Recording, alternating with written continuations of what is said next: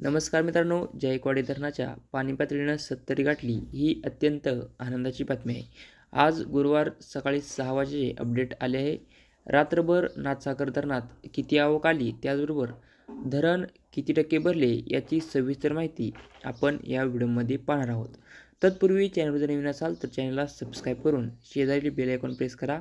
त्यामुळे आपण धरणासंबंधित अपलोड केलेले सर्वच व्हिडिओ सर्वात अगोदर तुमच्यापर्यंत पोहोचतील.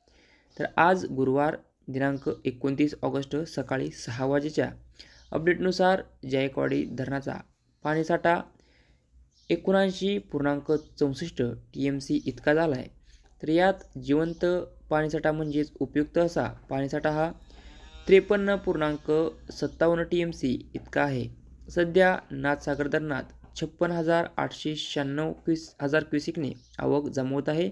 सकाळच्या अपडेटनुसार नाथसागर धरण 69.89% इतकं भरलं आहे.